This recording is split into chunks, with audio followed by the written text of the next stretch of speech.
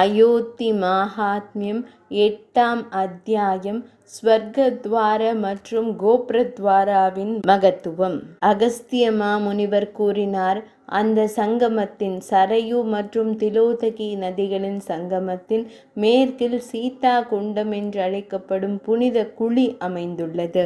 இது அனைத்து விரும்பிய நன்மைகளையும் அளிப்பதாக நன்கு அறியப்படுகிறது.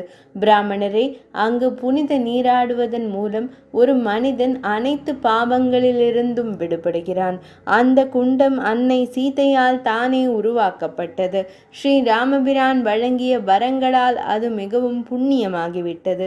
ஸ்ரீ ராமபிரான் கூறினார், சீதையே, உன் குண்டத்தின் மகிமை எப்படிப்பட்டதாக இருக்கும் என்பதை கேட்பாய். பேரானந்த பெண்மணியே, உனக்காக மகிழ்ச்சியுடன் அதை குறிப்பிடுகிறேன்.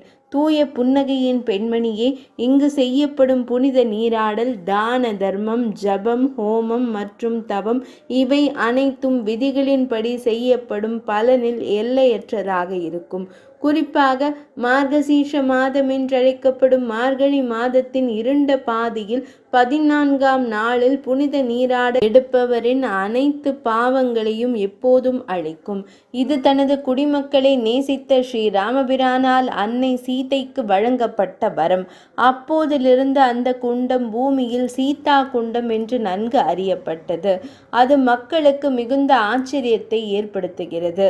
அந்த குண்டத்தில் புனித நீராடல் செய்வதன் மூலம் ஒரு மனிதன் நிச்சயமாக ஸ்ரீ ராமபிரானை அடைவான்.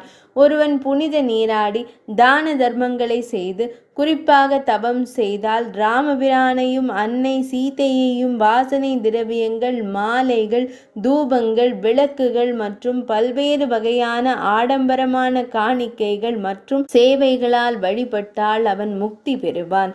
இதில் எந்த சந்தேகமும் இல்லை. மார்கசீர்ஷ மாதம் என்றழைக்கப்படும் மார்கழி மாதத்தில் புனித நீராடல் செய்யப்பட வேண்டும். அதன் மூலம் ஒருவன் இனி எந்த கர்ப்பத்திலும் இருக்க மாட்டான், அதாவது முக்தி அடைவான். வேறு எந்த நேரத்திலும் ஒரு மனிதன் புனித நீராடினால் அவன் ஸ்ரீ மகாவிஷ்ணுவின் உலகத்திற்கு செல்கிறான். பகவான் விஷ்ணு ஹரியின் இடத்திற்கு மேற்கே பிராமணரே சக்கரஹரி என்ற பெயர் கொண்ட இறைவன் இருக்கிறார். அவர் விரும்பிய அனைத்து நன்மைகளையும் வழங்குபவர். அந்த சக்கரஹரியின் மகா சக்தியை மனிதர்களால் விவரிக்க முடியாது. அவர்களில் மிகவும் புத்திசாலி மற்றும் திறமையானவரான பிராமணரால் கூட அதன் மேற்கில் ஹரிஸ்மிருதி என்ற பெயரில் நன்கு அறியப்பட்ட ஸ்ரீ மகாவிஷ்ணுவின் புனித சன்னதி உள்ளது. இது முக்தியின் வடிவத்தில் சிறந்த பலனை அளிப்பவர். அந்த இறைவனின் பார்வையால் மட்டுமே ஒருவர் அனைத்து பாபங்களிலிருந்தும் விடுபடுகிறார்.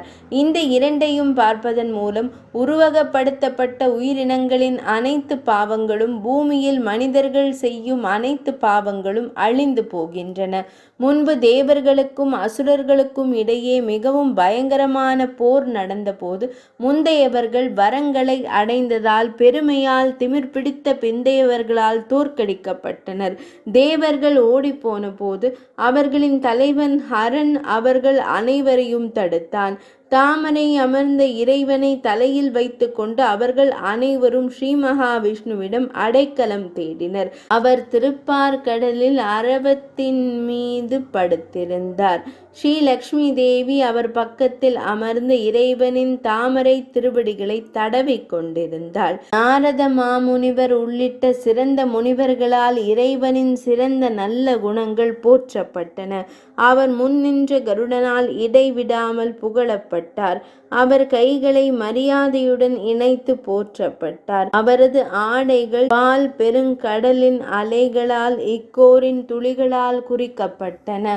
அவர் முத்து மாலை போல தோன்றும் பெரிய நட்சத்திர மாலையுடன் பிரகாசித்தார். அவர் மஞ்சள் நிற ஆடைகளை அணிந்திருந்தார். அவர் புன்னகையால் நிறைந்திருந்தார். மேலும் அவரது கருணையின் வெளிப்பாட்டால் பிரகாசமாக தோன்றினார். அவரது செவிகளில் முத்துக்களால் பிரகாசிக்கும் பெரிய காதணிகள் இருந்தன. அவர் தன்னை சுற்றி சுவேத தீபத்தில் வளரும் இரத்தினங்களால் பதிக்கப்பட்ட ஒரு பிரகாசமான கொடி இருப்பது போல் தோன்றியது. அவரது தலையில் மாணிக்க வளையங்களுடன் ஒரு கிரீடம் இருந்தது. அவர் தனது மார்பில் கௌஸ்துபத்தின் ஒளிவட்டத்துடன் ஒரு ஒளிவட்டத்தையும் அணிந்திருந்தார். அது சூரிய கடவுளின் மற்றொரு ராகு இருக்கிறார் என்ற பயத்தை போக்கியது. அது அடர் சிவப்பு நிறத்தில் இருந்தது. இதன் மூலம் அவர் மற்றொரு 4 முக இறைவனின் உற்பத்தியை பற்றி சிந்திப்பது போல் தோன்றியது. மனதில் பணிவுடன் ஈசனார் அவரிடம் அடைக்கலம் புகுந்து அவரை புகழ்ந்தார். அந்த நேரத்தில் அனைத்து தூய்மையுடனும் மனதில் சம்பு அனைத்து தேவர்களின் கூட்டத்தினருடன் சேர்ந்து சூரர்களின் எதிரிகளை வென்ற ஸ்ரீ மகாவிஷ்ணுவை புகழ்ந்தார். ஈஸ்வரர் கூறலானார், கடவுளே, தாம் பக்தர்களை உலக இருப்பு என்ற கடலை கடந்து அழைத்து செல்கிறீர். சுபர்ணனுக்கு கருடனுக்கு மகிழ்ச்சியை தரும் இறைவனே, உமக்கு வணக்கம். மாயை என்ற தீவிர இருளை போக்கும் சந்திரனான ஸ்ரீஹரிக்கு வணக்கம். பூரண அறிவு என்னும் இரத்தினத்தின் மின்னும் பிரகாசத்தையும் மனதோடு தொடர்புடைய நில ஒளியையும் இறைவனிடம் பக்தி நிறைந்த மன தோட்டத்தின் பாயும் நதியையும் நான் நாடுகிறேன். 3 உலகங்களிலும் பரவி விளையாட்டுத்தனமாக பிரகாசிக்கும் உற்சாகத்தின் சக்தியை நான் நாடுகிறேன். அதுவே அனைத்து உயிரினங்கள் மற்றும் விலங்குகளின் ஆரம்ப நிலை. அதுதான் வைஷ்ணவி சக்தி. காற்றால் அசைக்கப்படும் தாமரையின் இதழ்களைப் போல எல்லையில் இருக்கும் உயிரினங்களுக்கு நிலைத்தன்மைக்கு ஒரே காரணம் ஹரிஸ்மிருதி, அதாவது ஸ்ரீஹரியின் நினைவு. பூரண அறிவு மற்றும் கதிர்களின் கொத்தை கொண்ட சூரிய கடவுளின் இயல்பை வணங்குகிறேன். மகிமையின் திறப்பை ஏற்படுத்தும் இறைவனுக்கு வணக்கம். இதய தாமரையான எங்களுக்கு யோகிகளின் அந்த நிரந்தர இலக்கிற்கு கட்டுப்பாடுகளின் இறைவனுக்கு வணக்கம். பிரகாசத்திற்கும் இருளுக்கும் அப்பாற்பட்ட பெரிய இறைவனுக்கு வணக்கம். யக்ஞனுக்கு வணக்கம். ஹவிஸில் பங்கு பெறும் இறைவனுக்கு, ருக்யஜஸ் மற்றும் சாம வடிவத்தின் இறைவனுக்கு, சரஸ்வதியால் போற்றப்படும் தெய்வீக நல்ல குணங்களை கொண்ட இறைவனுக்கு வணக்கம். அமைதியானவருக்கு வணக்கம். தர்மத்தின் களஞ்சியத்திற்கு, அமிர்தத்தின் தன்மை கொண்ட க்ஷேத்ரஜ்ஞை ஆன்மா வணக்கங்கள். சீடர்களுடைய யோக பாதையை நிறுவிய இறைவனுக்கு வணக்கம். ஜீவர்களின் தனிப்பட்ட ஆன்மாக்களின் ஒரே காரணத்திற்கு வணக்கம். மாயையை உருவாக்கிய பயங்கரமானவருக்கு வணக்கம். 1000 தலைகளை கொண்ட ஒருவருக்கு வணக்கம். யோக நித்திரையில் ஈடுபட்டுள்ள ஆத்மாவிற்கு வணக்கம். பிரபஞ்சத்தை படைத்தவரின் தாமரை இருப்பிடம் தொப்புளிலிருந்து தோன்றிய இறைவனுக்கு வணக்கம். நீர் வடிவிலான காரணரான மற்றும் பிரபஞ்சத்தின் வாழ்வாதாரத்திற்கு காரணமான ஒருவருக்கு வணக்கம். விளைவுகளால் மட்டுமே ஊகிக்கக்கூடிய சக்தி வாய்ந்தவருக்கு வணக்கம். உயர்ந்த ஆத்மாவிற்கு, ஜீவனுக்கு வணக்கம். அனைத்து உயிரினங்களின் பாதுகாவலருக்கு, உயிரினங்களின் முக்கிய காற்றுக்கு, பிரபஞ்சத்திற்கு வணக்கம். படைப்பாளருக்கு வணக்கம். பெருமைமிக்க சிங்கத்தின் உடல் வடிவத்தில் இறைவனுக்கு வணக்கம். தைத்தியர்களின் அழிவுக்கு காரணமான இறைவனுக்கு வணக்கம். நல்லவர்களுக்கு சாதகமான இறைவனுக்கு வணக்கம். எல்லையற்ற ஆழமான மனதின் இறைவனுக்கு, பிரபஞ்சத்தின் வடிவத்தை ஏற்றுக்கொண்ட இறைவனுக்கு வணக்கம். உலக இருப்புக்கு காரணமான அறியாமையின் பெரும் இருளை துண்டித்து அகற்றும் இறைவனுக்கு வணக்கம். கற்பனை செய்ய முடியாத ஒளியின் இறைவனுக்கு வணக்கம். இதயத்தின் குகையை ஆக்கிரமித்துள்ள இறைவனுக்கு, ருத்ரனுக்கு, உயிர்ப்பிப்பவருக்கு வணக்கம். அமைதியானவருக்கு வணக்கம். அலைகள், அதாவது மனக்குழப்பங்கள் அமைதி அடைந்த ரட்சிப்பை வழங்குபவருக்கு, மற்ற எல்லா உயிரினங்களில் இருந்தும் தனித்து நிற்கும் ஒருவருக்கு வணக்கம். எல்லாவற்றிலும் ஒத்த ஆத்மாவிற்கு வணக்கம்.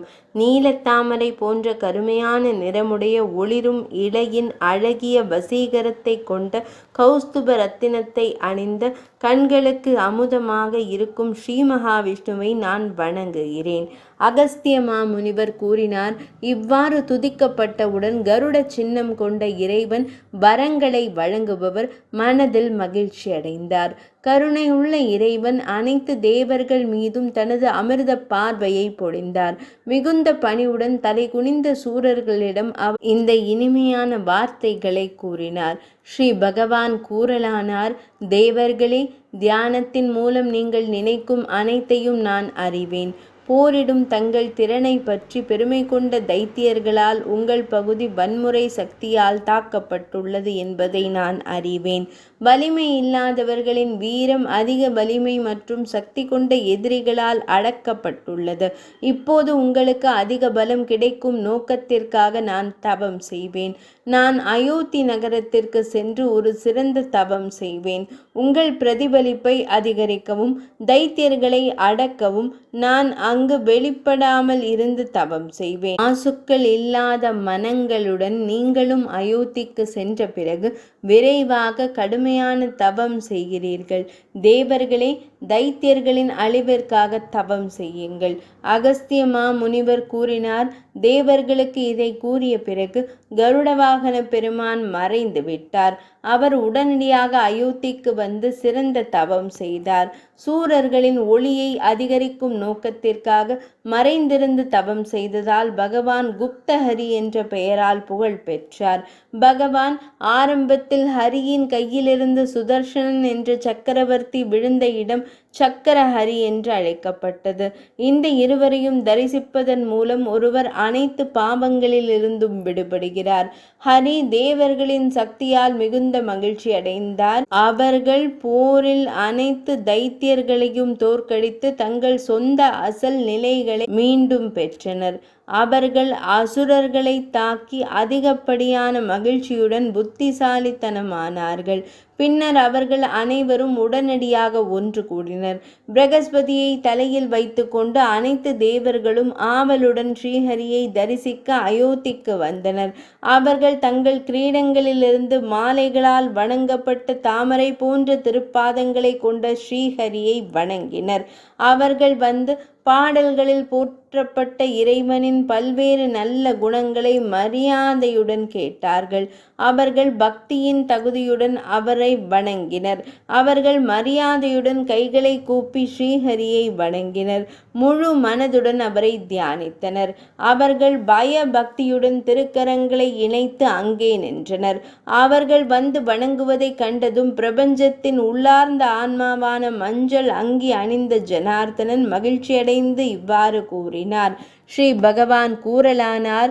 தேவர்களே, நீண்ட காலத்திற்கு பிறகு நீங்கள் என் பார்வையின் எல்லைக்குள் வந்து விட்டீர்கள். சூரர்களே, உங்கள் எந்த விருப்பத்தை நான் இப்போது நிறைவேற்றுவேன்? விரைவாக கூறுங்கள். அச்சமற்றவர்களே, நீங்கள் ஏன் தாமதிக்கிறீர்கள்? தேவர்கள் கூறினர். கடவுளே, தேவர்களின் தலைவர்களின் தலைவரே, பிரபஞ்சத்தின் தலைவரே, இப்போது உம்மால் அனைத்து காரியங்களும் நிறைவேறிவிட்டன. ஆனாலும் கடவுளே, நீர் இங்கே எப்போதும் இருக்க வேண்டும். நமது பாதுகாப்பிற்காக புலன்களை வென்றவர் போல தாங்கள் இங்கேயே இருக்க வேண்டும். அதே போல் எதிரிகளின் கட்சியினரை அழிக்க வேண்டும். ஸ்ரீ பகவான் கூறலானார். இவ்வாறு நான் உங்கள் எதிரிகளை வெற்றி கொள்ள செய்வேன். சூரர்களே, நான் உங்கள் ஒளியை என்றென்றும் அதிகரிப்பேன். இந்த கதை சிறந்த புகழை பெறும். இந்த இறைவன் குப்தஹரி என்ற பெயரில் உலகங்கள் முழுவதும் அறியப்படுவார். எனது மறைவிடம் பிரபலமாகும். இங்கு மிகவும் பக்தியுடன் வழிபாடு, யக்ஞம், ஜபம் போன்றவற்றை செய்யும் உயிரினங்களில் மிகச் சிறந்தவர் மிகப்பெரிய இலக்கை அடைகிறார். தனது புலன்களை வென்றவர் மற்றும் தனது திறனுக்கு ஏற்ப தானங்களை செய்பவர் ஸ்வர்க்கத்தில் ஒப்பற்ற நிலையை அடைகிறார். அவர் ஒருபோதும் துக்கப்பட மாட்டார். தேவர்களே, என்னை மகிழ்விப்பதற்காக இந்த இடத்தில் ஒரு பசுவையும் அதன் கன்றையும் புண்ணியத்தை விரும்பும் அனைத்து உயிரினங்களின் கட்டளைகளின்படி கவனமாக கொடுக்க வேண்டும். பசுவின் கொம்புகளில் தங்க தொப்பிகளும் வளையங்களில் வெள்ளி மூடியும் இருக்க வேண்டும். பசுவுடன் ஒரு ஜோடி துணி உறைகள் கொடுக்கப்பட வேண்டும். மணி உலோகத்தால் செய்யப்பட்ட பால் கறக்கும் பாத்திரம் கொடுக்கப்பட வேண்டும். பசு சிவப்பு நிற முதுகில் இருக்க வேண்டும் மற்றும் பல நல்ல அம்சங்களை கொண்டிருக்க வேண்டும். வாலில் நகைகள் கட்டப்பட வேண்டும். பசு இன்னும் பால் கறக்கும் ஒன்றாக இருக்க வேண்டும். மணிகள் மற்றும் ஆபரணங்களால் அலங்கரிக்கப்பட வேண்டும். வாசனை திரவியங்கள் மலர்கள் போன்றவற்றால் வணங்கப்பட வேண்டும். அவள் இயல்பிலேயே ஓரினச் சேர்க்கையாளராக இருக்க வேண்டும். அவளுடைய எந்த சந்ததியும் இறந்திருக்க கூடாது. வேதங்களை நன்கு அறிந்த அனைத்து நல்ல குணங்களையும் கொண்ட மாசுக்கள் இல்லாத ஆன்மாவை கொண்ட ஒரு பிராமணருக்கு பசுவை கொடுக்க வேண்டும். அவர் ஸ்ரீ மகாவிஷ்ணுவின் கற்றறிந்த பக்தராக இருக்க வேண்டும். மிகவும் கருணை உள்ளவராக இருக்க வேண்டும். மேற்கூறிய விளக்கத்தின்படி ஒரு பிராமணருக்கு பசுவை கொடுக்க வேண்டும். தானம் செய்பவருக்கு எல்லா இடங்களிலும் மகிழ்ச்சி கிடைக்கிறது. சாதியால் இந்த குணங்கள் இல்லாததால் வெறும் பிராமணருக்கு அதை கொடுக்க கூடாது. அவர் தானம் செய்பவரின் வீழ்ச்சிக்கு காரணமாக இருக்கலாம். என்னை சாந்தப்படுத்த மாசுக்கள் இல்லாத மனசாட்சியுடன் அவள் இங்கே கொடுக்கப்படுவாள். இந்த இடத்தில் தூய்மைக்காக புனித நீராடுபவர்கள், எனக்காக பக்தி செயல்களில் ஈடுபடுபவர்கள் தங்கள் கைக்கு எட்டக்கூடிய தூரத்தில் தங்கள் உள்ளங்கையில் இருப்பது போல முக்தியை காண்பார்கள். அவர்களுக்கு என்றென்றும் சொர்க்க இலக்கு இருக்கும். என்னை சாந்தப்படுத்துவதற்காக சக்கரஹரியின் பீடத்தில் சிறந்த தானத்தை வழங்க வேண்டும். ஜபம், ஹோமம் போன்றவற்றை ஆண்கள் கவனமாக செய்ய வேண்டும். சிறந்தவர்களே, நீங்கள் அனைவரும் இந்த விழாவை விதிகளின்படி கொண்டாடுங்கள். குப்தஹரியின் இந்த இடத்திற்கு மிக அருகில் அற்புதமான சங்கமம் உள்ளது. இது கோப்ரதாரத்திலிருந்து மேற்கு நோக்கி 3 யோஜனைகள் 36 அங்குலங்கள். அங்குதான் சரயு கர்காரா நதியின் நீரில் இணைகிறது. இறைவனை உற்சாகமாக தரிசிக்க வேண்டும் என்ற கட்டளைகளின்படி இங்கு புனித நீராடிய பிறகு இறைவன் விரும்பிய அனைத்து பொருட்களையும் அருளும் குப்தஹரி என்று பெயரிட்டார். அகஸ்திய மாமுனிவர் கூறினார். இதை கூறிய பிறகு மஞ்சள் நிற பட்டாடை அணிந்த அச்சுத இறைவன் மறைந்து விட்டார். தேவர்கள் கட்டளைகளின்படி மிகுந்த கவனத்துடன் விழாவை கொண்டாடினர். ஸ்ரீஹரியின் சிறந்த குணங்களால் கவரப்பட்டு அவர்கள் அயோத்தியில் நிரந்தரமாக குடியேறினர். அப்போதிருந்து புகழ்பெற்ற பிராமணரை அந்த புனித தலம் பூமியெங்கும் நன்கு அறியப்பட்டது. சங்கமத்தில் வழக்கமான புனித நீராடிய பிறகு குப்தஹரிக்கு ஆண்டுதோறும் கார்த்திகை மாதத்தில் முழு நிலவு நாளில் ஒரு சிறப்பு விழா நடைபெறும்.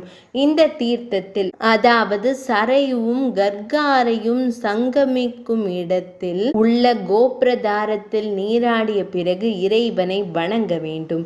அவர் அனைத்து விரும்பிய நன்மைகளையும் வழங்குவார். மார்கசீர்ஷ மாதம் என்றழைக்கப்படும் மார்கழி மாதத்தின் பிரகாசமான பாதியில் 11ஆம் நாளில் மனிதர்களால் வருடாந்திர சக்கரஹரி விழாவை கவனமாக நடத்த வேண்டும். இந்த விழாவை கொண்டாடுபவர் ஸ்ரீ மகாவிஷ்ணுவின் உலகில் மகிழ்ச்சி அடைகிறார். சூதமா முனிவர் கூறினார். கலசத்தில் பிறந்த முனிவர் இதை கூறி முடித்ததும் வியாசமா முனிவர் என்ற கிருஷ்ண துவைபாயனர் மீண்டும் ஆச்சரியத்துடன் கூறினார். வியாசமா முனிவர் கூறினார். பிராமணரே, துறவியே, என் மனம் ஆச்சரியத்தால் நிறைந்த இந்த மிக அற்புதமான கதையை நீங்கள் கூறினீர்கள். அதன் மகத்துவத்தை எனக்கு விரிவாக கூறுங்கள் என்று கூறினார். அகஸ்திய மாமுனிவர் கூறினார். புகழ்பெற்ற பிராமணரே, சங்கமத்தின் மகிமையை கேளுங்கள். இது மிகவும் ஆச்சரியமாக இருக்கிறது. இது பகவான் ஸ்கந்தரிடமிருந்து நான் கேள்விப்பட்டேன். நான் அதை தங்களுக்கு சரியாக கூறுகிறேன். சரையு மற்றும் கர்கராவின் சங்கமத்தில் ஆயிரக்கணக்கான மற்றும் நூற்றுக்கணக்கான கோடி தீர்த்தங்கள் உள்ளன என்பதை ஸ்கந்தரிடமிருந்து நான் கற்றுக்கொண்டேன். தெய்வங்கள், சூரர்கள், சித்தர்கள் மற்றும் யோகிகள் மற்றும் பிரம்மதேவர், விஷ்ணுமூர்த்தி மற்றும் சிவபெருமான் ஆகியோரின் நிரந்தர இருப்பு உள்ளது. பிராமணரே, ஒருமித்த கவனத்துடன் கேளுங்கள். அந்த சங்கமத்தின் நீரில் மன தூய்மையுடன் புனித நீராடி பித்ருக்களுக்கும் தேவர்களுக்கும் பானங்கள் படைத்து தங்கள் சக்திக்கு ஏற்ப தானங்கள் செய்து வைஷ்ணவ மந்திரங்களுடன் ஹோமங்கள் செய்து ஒருவர் அடையும் பலனை நான் உங்களுக்கு கூறுகிறேன். 1000 குதிரை யாகங்கள் மற்றும் 100 வாஜபேயங்கள் மூலம் ஒருவர் பெறுவது போன்ற அதே பலனை அல்லது ஒவ்வொரு நாளும் தங்க கொடைகளை செய்வதன் மூலம் ஒருவர் பெறுவது போன்ற அதே பலனை அவர் பெறுவார். குருக்ஷேத்திரம் என்ற பெரிய புனித திருத்தலத்தில் ராகு சூரியனை விழுங்கும் போது, அதாவது சூரிய கிரகணத்தின் போது புனித சடங்குகளை செய்வதன் மூலம் அமாவாசை, பௌர்ணமி, 12ஆம் நாள், அயன நாள் மற்றும் வியாதிபாதத்தின் போது செய்யப்படும் புனித நீராடல் விஷ்ணு உலகத்தை அடையும் பலனை தரும். ஒருவர் 1000 யுகங்கள் ஒற்றை காலில் நின்று தவம் செய்து, அப்படி தவம் செய்தால் பௌர்ணமி நாளில் ஒருவர் சங்கமத்தில் முறையாக புனித நீராடினால் இரண்டின் பலனும் சமம். ஒரு மனிதன் 10,000 யுகங்கள் தவம் செய்வதற்காக தலை கீழாக தொங்கினால் அவருக்கும் சங்கமத்தில் உள்ள தூய நீர் மூலம் தங்கள் ஆன்மாவை தூய்மைப்படுத்திக் கொள்பவர்களுக்கு கிடைக்கும் அதே பலனை அவர் பெறுகிறார். சங்கமத்தில் புனித நீராடுபவர்களால் கிடைக்கும் பலனை நூற்றுக்கணக்கான யாகங்கள் செய்தாலும் மனிதர்களால் அடைய முடியாது. குறிப்பாக மகர மாதம் என்றழைக்கப்படும் தை மாதத்தில் செய்யப்படும் புனித நீராடல் அதிக பலனை தரும். தை மாதத்தில் சிறப்பு புனித நீராடும் எவரும், அவர் ஒரு பிராமணராகவோ, க்ஷத்திரியராகவோ, வைஷ்யராகவோ, சூத்திரராகவோ அல்லது கலப்பு சாதியை சேர்ந்தவராகவோ இருந்தாலும் மிகுந்த நம்பிக்கையுடன் பிரம்மதேவரின் வசிப்பிடத்திற்கு செல்கிறார். அவர் பூமிக்கு திரும்ப வாய்ப்பே இல்லாமல் போகிறார். பிராமணரே, மகர மாதத்தில் நெய்யூற்றி சிறந்த விளக்கை உண்மையாகவும் முறையாகவும் வழங்குபவரின் பலனை கேளுங்கள். வெவ்வேறு பிறவிகளில் அவர் பெற்ற பாவம் சிறியதாக இருந்தாலும் சரி, பெரியதாக இருந்தாலும் சரி, தண்ணீரில் விழுந்த உப்பை போல முற்றிலும் அழிந்துவிடும். தீபங்களை, அதாவது விளக்குகளை அர்ப்பணிப்பவர் சிறந்த மகிழ்ச்சியையும் நன்மையையும் நீண்ட ஆயுளையும் ஆரோக்கியத்தையும் செழிப்பையும் சந்ததியையும் அடைகிறார். மேலும் தகுதிகளுடன் பௌஷ மாதம் என்று அழைக்கப்படும் தை மாதத்தின் பிரகாசமான பாதியில் 13ஆம் நாளில் மிகுந்த தூய்மையுடன் இங்கு விரதங்களை மேற்கொள்பவர், ஜாகரத்தை, அதாவது இரவில் விழித்திருப்பவர் செய்யும் ஞானிகனின் வசிப்பிடத்திற்கு செல்வார். இரவில் விழித்திருக்கும் போது தனது புலன்களை அடக்கி புனித அனுஷ்டானங்களை மேற்கொண்ட ஒரு பிராமணர் ஒளியை அர்ப்பணித்த பிறகு ஹோமம் செய்ய வேண்டும்.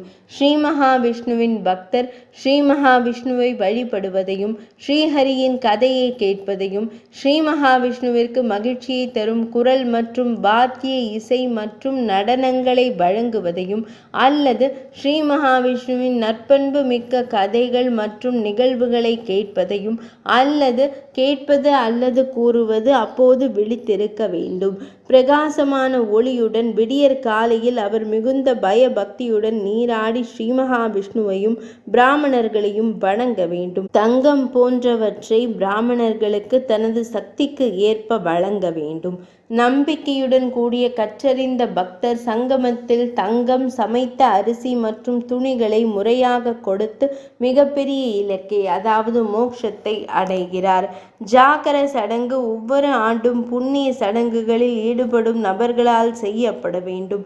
ஸ்ரீஹரியை வணங்க வேண்டும். பிராமணர்களை மனிதர்கள் தங்கள் சக்திக்கு ஏற்ப நன்கு சாந்தப்படுத்த வேண்டும். இதனால் ஸ்ரீ மகாவிஷ்ணு மிகவும் மகிழ்ச்சி அடைவார். கருடனை கண்டு விஷமிழந்த பாம்புகளைப் போல அனைத்து பாவங்களும் நீங்கி பயனற்றதாகிவிடும். அங்கு நீராடுபவன் சொர்க்கத்திற்கு செல்கிறான். இங்கு நீராடுபவன் மகிழ்ச்சி அடைகிறான். 3 உலகங்களிலும் உள்ள அனைத்து உயிரினங்களும் சாந்தி அடையும் போது சங்கமத்தின் நீர் மூலம் மிகப்பெரிய மகிழ்ச்சியை அடைகிறான். துன்பங்களால் துன்பப்பட்டு நிவாரணம் தேடும் அனைத்து உயிரினங்களுக்கும் சங்கமத்திற்கு இணையான வேறு எந்த இலக்கும் இல்லை. சங்கமத்தில் புனித நீராடும் ஒருவர் 7 தலைமுறைகள் பின்தொடர்ந்து தன்னை மீட்டு கொள்கிறார். இங்கு வந்து சரையும் கர்கரையும் சங்கமத்தில் நீராடாதவர்கள் பிறவி குருடர்கள் மற்றும் முடவர்களை போன்றவர்கள். தீர்த்தங்களில் சங்கமும் உயர்ந்தது, வெவ்வேறு சாதிகளில் பிராமணர்களை போன்றது. சரையும் கர்கரையும் சங்கமிக்கும் இடத்தில் ஒரு மனிதன் எப்போதும் ஸ்ரீவைகுந்தத்தில் வசிப்பவரை போன்றவன். தனது புலன்களை அடக்கிய மனிதன் புனித நீராடி தனது நிதி திறனுக்கு ஏற்ப தானங்களை செய்து இங்கு சங்கமத்தில் முறையாக கட்டளைப்படி செய்யப்படும் ஹோமத்தின் மூலம் சுவர்க்கத்தை அடைவான். பக்தன் ஒரு ஆணாக இருந்தாலும் சரி, பெண்ணாக இருந்தாலும் சரி, அவன் அல்லது அவள் புனித நீராடி முறையாக வணங்க வேண்டும். சந்தேகத்திற்கு இடமின்றி நன்மை சொர்க்க உலகில் வசிப்பதாகும்.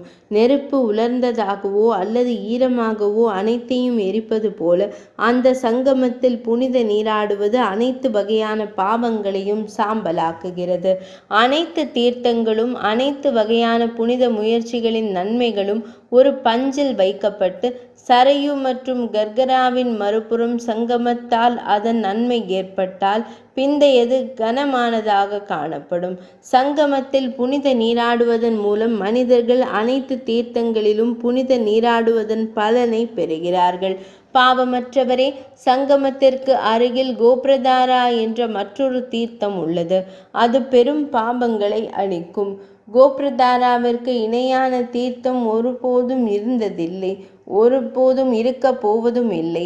அதில் புனித நீராடுவதன் மூலமும் தான தர்மங்களை செய்வதன் மூலமும் எந்த மனிதனும் ஒருபோதும் துக்கப்பட மாட்டான்.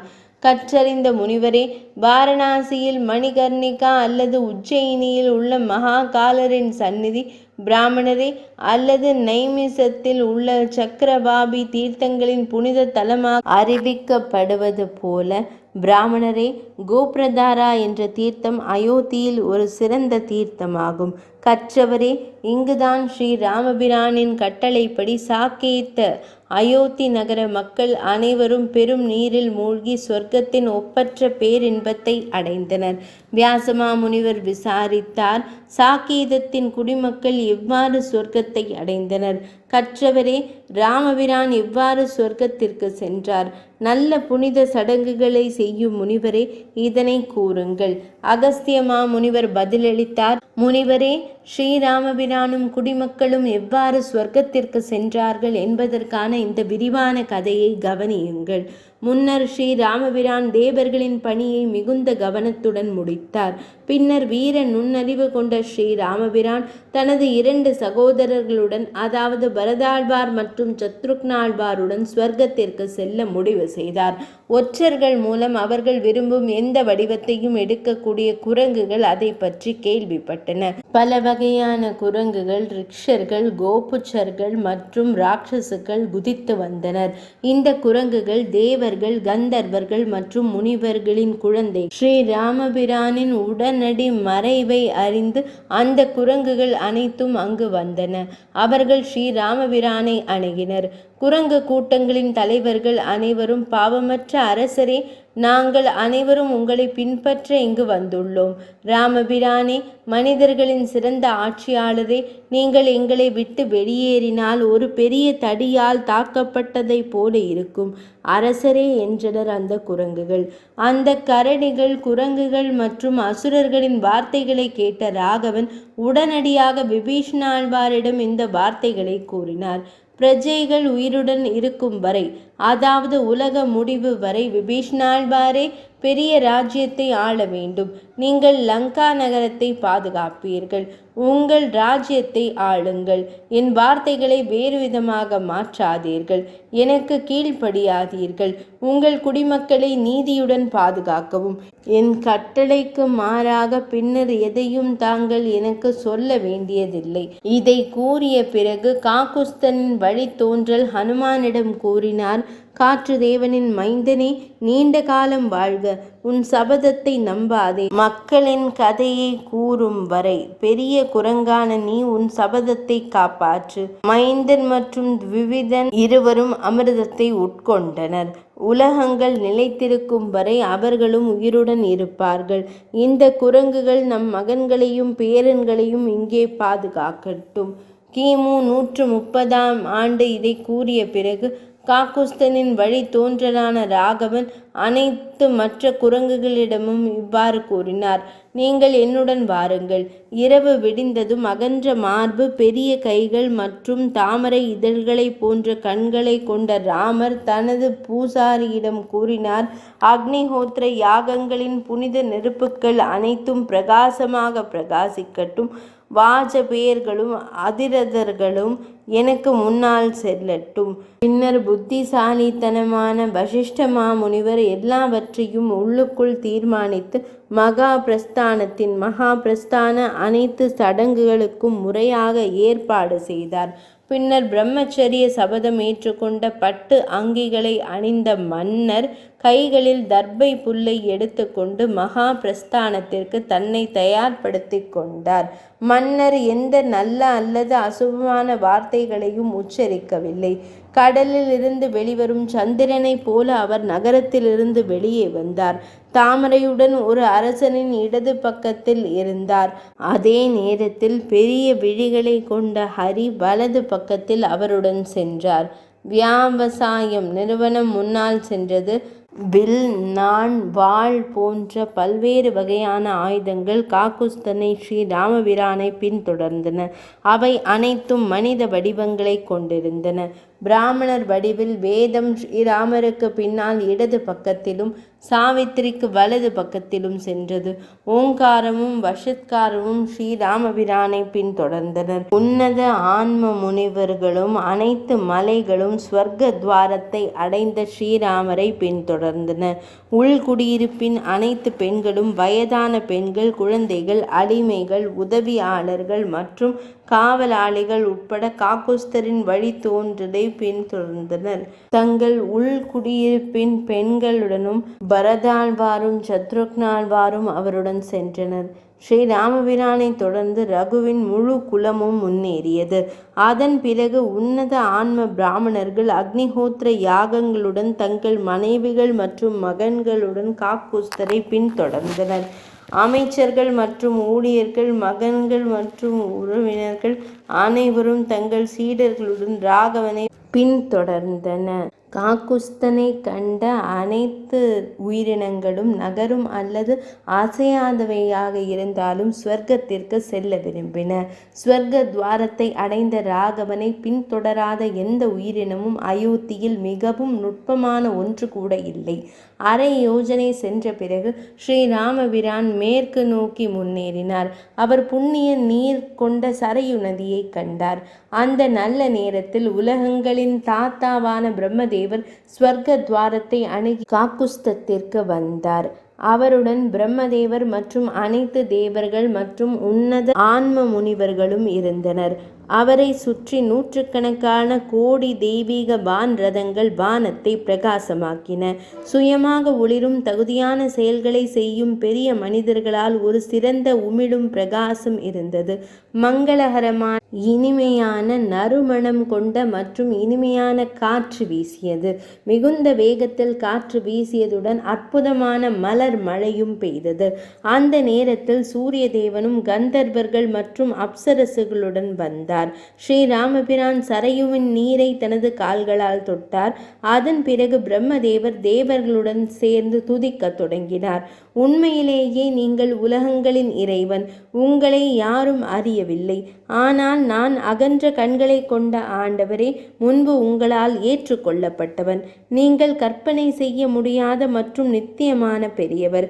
மிகுந்த பிரியம் கொண்ட ஆண்டவரே, உலகங்களை நிலை நிறுத்துவதற்கு நீங்கள் தத்தெடுக்க விரும்பிய உங்கள் உடலில் நுழையுங்கள்.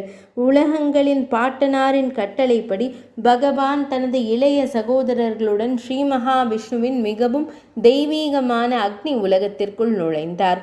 அதன் பிறகு தேவர்கள் ஸ்ரீ மகாவிஷ்ணுவின் வடிவத்தை ஏற்று தேவர்களில் சிறந்தவரை வணங்கினர். சாத்தியர்கள், மருத்துக்களின் குழுக்கள், அக்னியை தலைவராக கொண்ட தேவேந்திரனுடன் முனிவர்களின் குழுக்கள், கந்தர்வர்கள், தேவ கன்னிகைகள், சுப்பர்ணர்கள், நாகர்கள், யக்ஷர்கள், தைத்தியர்கள், தானவர்கள் மற்றும் ராட்சசர்கள் அனைவரும் தங்கள் ஆசைகளை முழுமையாக உணர்ந்தனர்.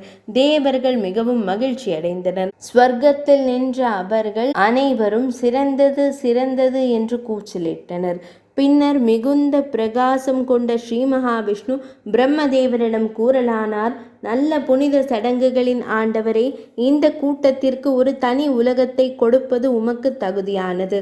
என் மீது கொண்ட பாசத்தால் இந்த மனிதர்கள் அனைவரும் இங்கு வந்துள்ளனர். அவர்கள் உண்மையான அன்பு நிறைந்த பக்தர்கள்.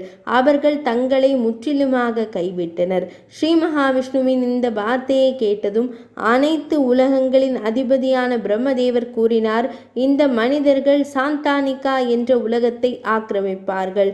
ஸ்ரீராமபிரானை மட்டும் பக்தியுடன் தியானித்து இந்த ஸ்வர்க்க துவார தீர்த்தத்தில் தனது வாழ்க்கையை துறப்பவர் பிரம்ம உலகத்திற்கு அப்பாற்பட்ட சாந்தானாவின் பெரிய உலகத்தை அடைவார். குரங்குகள் தங்கள் தோற்றத்தின் மூலத்தை அடைவார்கள். ராட்சசர்கள் ராட்சச வடிவத்தை மீண்டும் ஆக்கிரமிப்பார்கள். சூரர்கள் மற்றும் அசுரர்களின் உடல்கள் பிறந்த அனைவரும் அவர்கள் தோன்றிய அதே உடல்களை மீண்டும் பெறுவார்கள். அதாவது அவர்கள் தோன்றிய உடல்களை மீண்டும் பெற்றவுடன் சூரிய கடவுளின் மகனாக சுக்ரீவன் சூரிய வட்டத்தை அடைவான். முனிவர்கள், நாகர்கள் மற்றும் யக்ஷர்கள் தங்கள் தோற்றத்திற்கு திரும்புவார்கள். தேவர்களின் தலைவன் இவ்வாறு கூறிய போது கோப்ரதாரத்தின் நீர் சரையுவை அடைந்தது. எல்லா இடங்களும் தண்ணீரால் முழுமையாக நிரம்பியிருந்தன. அவர்கள் அனைவரும் மகிழ்ச்சியுடன் தண்ணீரில் மூழ்கி தங்கள் உயிரை துறந்தனர். மனிதர்கள் தங்கள் மனித உடல்களை கைவிட்டு வான் ரதங்களில் ஏறினார்கள். விலங்குகளின் கீழ் அடுக்கு உயிரினங்கள் சரையுவிற்குள் நுழைந்து தங்கள் உடல்களை கைவிட்டு தெய்வீக உடல்களை ஏற்றுக்கொண்டன. அதேபோல் மற்ற உயிரினங்கள் அசையாத மற்றும் அசையும் இரண்டிலும் சிறந்த உடல்கள் அடைந்த பிறகு அவர்கள் தேவர்களின் உலகத்திற்கு வந்தனர். அது அடையப்பட்டதும் குரங்குகள், கரடிகள் மற்றும் ராட்சசர்கள் தங்கள் உடல்களை கைவிட்டு பரலோக உலகிற்குள் நுழைந்தனர். உலகங்களின் தந்தையான இறைவனை நினைவு கூர்ந்து அவர்கள் சொர்க்கத்திற்குள் நுழைந்தனர். மகிழ்ச்சி அடைந்த மிகவும் ஞானமுள்ள ஸ்ரீ ராமபிரான் தேவர்களுடன் அங்கு சென்றார். எனவே கோப்ரதாரர் என்ற தீர்த்தம் பிரபலமானது.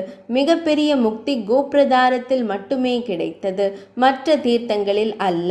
மற்ற தீர்த்தங்களில் பிராமணரே, நூற்றுக்கணக்கான பிறவிகள் மூலம் யோகம் அடையப்பட்டால் ஒரு பிறவியிலேயே முக்தி அடையலாம் அல்லது அடையப்படாமலும் போகலாம்.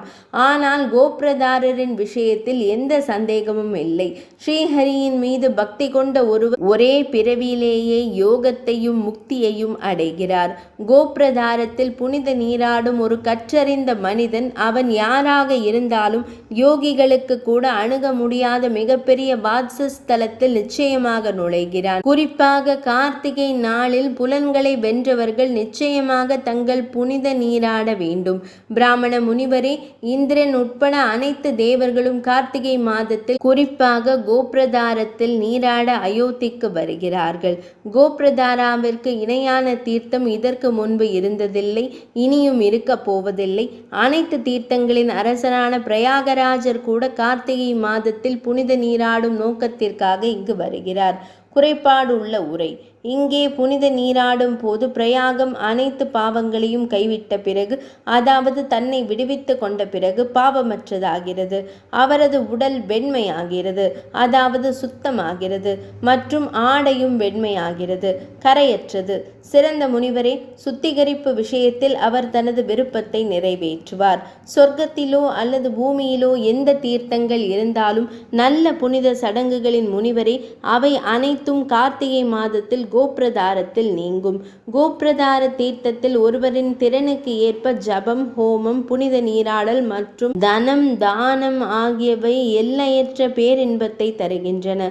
நம்பிக்கை மற்றும் புனித சபதம் மற்றும் அனுசரிப்புகளுடன் அனைத்து தீர்த்தங்களும் நம் பாவங்களை அகற்ற கோப்ரதாரத்திற்கு செல்வோம் என்ற விருப்பத்துடன் கார்த்திகையில் உள்ள கோப்ரதாரத்திற்கு செல்கின்றன.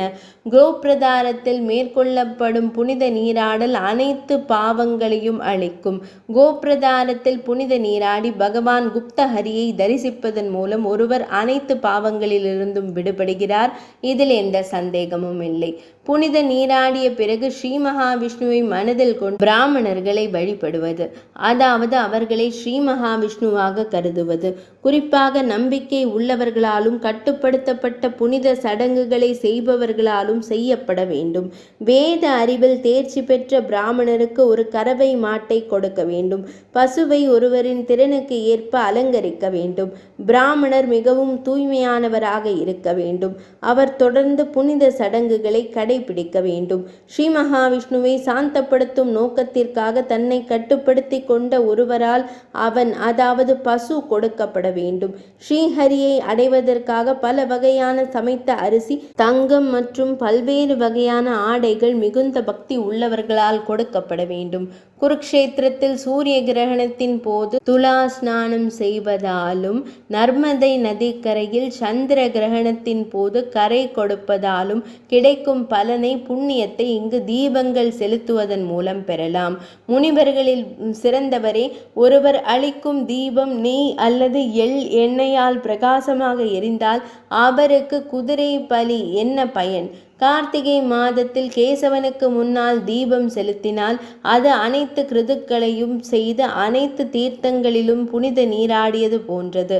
உலக இன்பங்களையும் முக்தியையும் தரும் பல்வேறு வகையான தீர்த்தங்கள் கோப்ரதார தீர்த்தத்தின் 16இல் ஒரு பங்கு கூட மதிப்புக்குரியவை அல்ல. வேதங்களை நன்கு அறிந்த ஒரு பிராமணருக்கு ஒரு சிறிய தங்க துளியை கொடுப்பவர் மங்களகரமான இலக்கை அடைகிறார். அவர் நெருப்பை போல அற்புதமாக எரிகிறார். 3 உலகங்களிலும் நன்கு அறியப்பட்ட கோப்ரதார தீர்த்தத்தின் கட்டளைகளின்படி சமைத்த அரிசியை கொடுப்பதன் மூலம் ஒருவர் அதாவது தானம் செய்பவர் மீண்டும் பிறக்க மாட்டார். அங்கு புனித நீராடி பிராமணர்களை சாந்தப்படுத்துபவர் சௌத்ராமணி யஜ்ஞத்தின் பலனை அடைகிறார். ஒரு மனிதர் புனித சடங்குகளை கட்டுப்பாடுகளுடன் கடைபிடித்து 1 மாதம் தினமும் ஒரு வேளை மட்டுமே உணவருந்தினால் அவர் வாழ்நாள் முழுவதும் செய்த அனைத்து பாவங்களும் உடனடியாக அழிந்துவிடும். கோப்ரதாரத்தில் உள்ள கட்டளைகளின்படி நெருப்பில் தங்களை எரித்து கொள்ளும் மக்கள் ஸ்ரீ மகாவிஷ்ணுவின் உலகத்திற்குள் நுழைகிறார்கள். ஸ்ரீ விஷ்ணு பக்தியால் தூண்டப்பட்டு மக்கள் இங்கு இறக்கும் வரை உறுதியுடன் விரதம் இருந்தால் நூற்றுக்கணக்கான கோடி கல்பங்கள் கடந்தாலும் அவர்கள் பூமிக்கு திரும்ப மாட்டார்கள். கோப்ரதாரத்தில் கோவிந்தரை ஒருவர் வழிபட்டார். அவர் 10 தங்க துண்டுகளை தானம் செய்த பலனை பெற்றதாக கூறப்படுகிறது. கோவிந்தருக்கு செலுத்தப்படும் தூபம் அக்னிஹோத்திரத்தின் பலனை தரும். வாசனை திரவியங்களை வழங்குவதன் பலனை நில காணிக்கையாக கொடுப்பதற்கு சமம் என்று கூறப்படுகிறது. கற்றறிந்த முனிவரே, இந்த புனித தலம் மிகவும் அற்புதமானது. இது மிகவும் மகிமைப்படுத்தப்படுகிறது. குறிப்பாக கார்த்திகை மாதத்தில் ஒருவர் இங்கே அல்லது ஸ்வர்க துவாரத்தில் தூய புனித சடங்குகளுடன் 2 புனித நீராடினால் 10 தங்க துண்டுகளை தானம் செய்த பலனை பெறுகிறார். நம்பிக்கையுடன் தானமாக வழங்குபவர் ஸ்வர்க்கவாசியாக இருப்பார். 10 தங்க துண்டுகளை தானம் செய்வதன் பலனை தரும் இந்த சிறந்த தீர்த்தத்தில் புனித பர்பண நாட்களில் ஜேஷ்ட மாதத்தின் பிரகாசமான பாதியில் அதாவது ஆடி மாதத்தின் பிரகாசமான பாதியில் 14ஆம் நாள் இரவில் ஜாகரண சடங்கை செய்ய வேண்டும். விழித்திருக்க வேண்டும். புனித நீராடிய பிறகு அவர் விரதமிருந்து தூய்மையாக இருக்க வேண்டும். அவர் ஸ்ரீ மகாவிஷ்ணு வழிபாட்டில் அர்ப்பணிப்புடன் இருக்க வேண்டும். பல்வேறு வகையான புண்ணியங்களை தரும் ஒளியை அவர் கவனமாக வழங்க வேண்டும். கார்த்திகை மாதத்தில் கேசவனின் முன் தண்ணீரில் ஒளியை அர்ப்பணிக்காத வரை மட்டுமே சொர்க்கத்திலும் பூமியிலும் பாதாள உலகங்களிலும் உள்ள புண்ணியங்கள் கர்ஜிக்கின்றன. பௌர்ணமி நாளில் பக்தர் அதிகாலையில் அசுத்தங்கள் இல்லாத மனதுடன் குளிக்க வேண்டும். அவர் முறையாக ஸ்ரீஹரியை வணங்கி மிகுந்த பயபக்தியுடன் சிரார்த்தம் செய்ய வேண்டும். தனது சக்திக்கு ஏற்ப சமைத்த அரிசியை வழங்கி பிராமணர்களை சாந்தப்படுத்த வேண்டும். ஒரு பிராமண ஜோடியை ஆபரணங்கள், ஆடைகள் போன்றவற்றால் கௌரவிக்க வேண்டும். பின்னர் அவர் பகவான் குப்தஹரியை தரிசித்து குறிப்பாக அவரை வணங்க வேண்டும். அதன் பிறகு அவர் தெய்வத்தின் மீது மனதை தூய்மையுடன் நிலைநிறுத்தி தீர்த்தத்தையும் வணங்க வேண்டும். பின்னர் அவர் நண்பகலில் ஸ்வர்க்க துவாரத்தில் புனித நீராட வேண்டும். அவர் அனைத்து பாவங்களிலிருந்தும் விடுபடுவார், மேலும் புனிதத்தில் கௌரவிக்கப்படுவார். எனவே கோப்ரதாரத்தில் உள்ள மிக முக்கியமான கட்டளைகளின்படி பக்தர் மிகுந்த கவனத்துடன் புனித நீராட வேண்டும். இதன் மூலம் அவரது புண்ணிய செயல்களின் வடிவம் நன்கு அறியப்படும். அச்சுதத்தை வழிபடுவதன் மூலம் அவர் அனைத்து பாவங்களையும் நீக்குவார். அவரது பயபக்தியின் காரணமாக அவர் தூய பிரகாசத்தை பெறுவார் மற்றும் ஸ்ரீ மகாவிஷ்ணுவுடன் சாயுஜ்யத்தை அடைவார். 6ஆம் அத்தியாயம் நிறைவடைந்தது.